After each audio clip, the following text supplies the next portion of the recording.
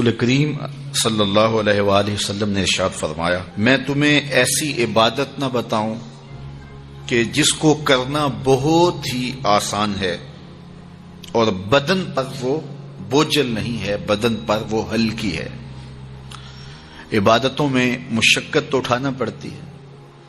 آپ نماز پڑھنا چاہیں گے تو آپ کو وضو کرنا پڑے گا ٹھنڈے پانی سے، چل کے مسجد جانا پڑے گا، رکوع و سجود ہوں گے۔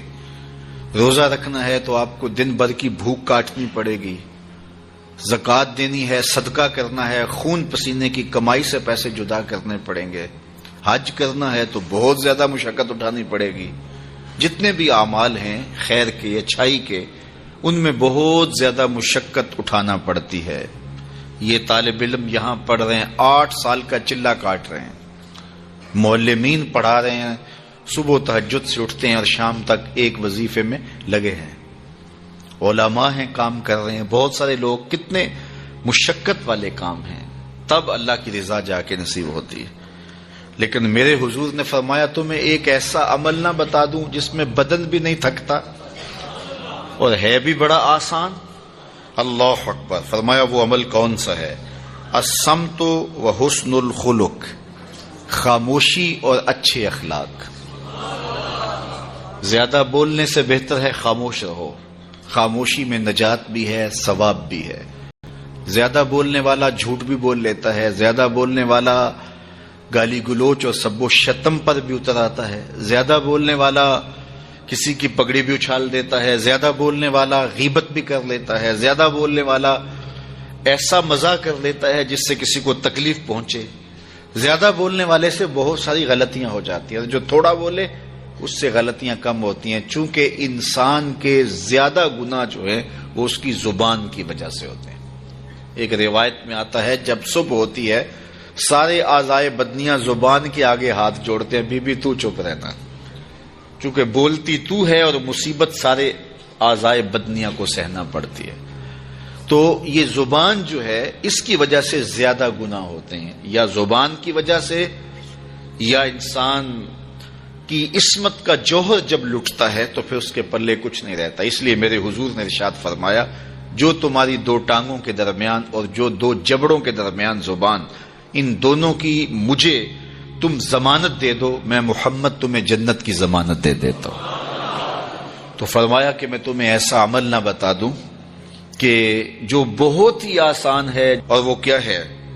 الصمت، خاموشی، وحسن الخلق، اور دوسری بات اچھے اخلاق، رویوں کی خوبصورتی۔ کسی سے ملو تو ہنس کے ملو، کسی سے بات کرو تو لہجے میں نرمی ہو، کسی کی عزت آبرو کا خیال رکھو، بڑے کا احترام کرو، چھوٹے پر شفقت کرو، مخلوق خدا پر رحم کرو، اللہ کی مخلوق پر شفقت سے پیش آؤ، رسول کریم کی امت پر رحم کرو۔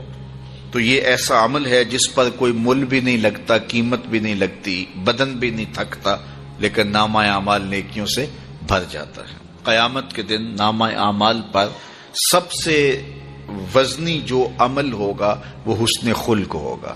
حضور نے فرمایا کہ بیہودگی اور فحش کلام کرنا، یہ سب کچھ جو ہے، تو فرمایا یہ اسلام میں سے نہیں ہے، اور بہترین اسلام وہ ہے جس میں خلق اچھے ہوں۔ حضور نے ارشاد فرمایا کہ جو حسن خلق ہے یہ گناہوں کو اس طرح مٹا دیتا ہے جس طرح جو مصفہ پانی ہوتا ہے، اچھا پانی ہوتا ہے، وہ بدن سے میل کچیل اتار دیتا ہے، اور جو برے اخلاق ہیں وہ عمل کو اس طرح فاسد اور ضائع کر دیتے ہیں جس طرح شہد کے اندر سرکہ ڈال دیا جائے تو شہد صحیح نہیں رہتا۔ تو عمل اچھے ہیں لیکن بدخلقی ان اعمال کی بربادی کا سبب اور ذریعہ بن جاتی ہے۔ اللہ جل شانہ ہمیں معاملات کے اندر خوبصورتیاں نصیب فرمائے، رفق، نرمی نصیب کرے، معاف کر دینے کی توفیق نصیب کرے۔ رزق کمانے کے جو مقاصد ہیں وہ بہت سارے ہو سکتے ہیں، لیکن شریعت میں کاروبار کرنے کے، رزق روزی کمانے کے بنیادی مقاصد 3 ہیں۔ پہلا مقصد اپنے آپ کو سوال سے بچانا. دوسرا مقصد اپنے آپ کو حرام سے بچانا. تیسرا مقصد اپنی اولاد کی کفالت کرنا. یہ بنیادی مقاصد ہیں جن کے لیے رزق کمانا، روزی کمانا ہمارے اوپر لازم ہو جاتا ہے. اور اگر آپ کاروبار کو وسعت دے رہے ہیں، ضرورت سے زیادہ کما رہے ہیں، تو اس کے لیے ایک چوتھی نیت آپ کو ساتھ کرنی ہوگی، اور وہ یہ کہ معاشرے کے کمزور لوگ، رشتہ داروں میں غریب لوگ، میرے ہمسائیگی کے اندر جو غریب لوگ ہیں، یتیما ہیں، مساکین ہیں، معاشرے کے وہ لوگ جو اپاہج ہیں، معذور ہیں، کمانے کی صلاحیت نہیں رکھتے، میں زیادہ مال کما کے ان کی کفالت بھی کر سکوں. ان 4 مقاصد کو ذہن میں رکھ کر کے جو رزق کمایا جائے گا وہ دنیا نہیں ہوگی، عین دین ہوگا. لیکن اگر ان 4 مقاصد کے علاوہ رزق کمانے کا کوئی 5واں مقصد بھی شامل ہو گیا تو وہ ان 4 مقاصد کو بھی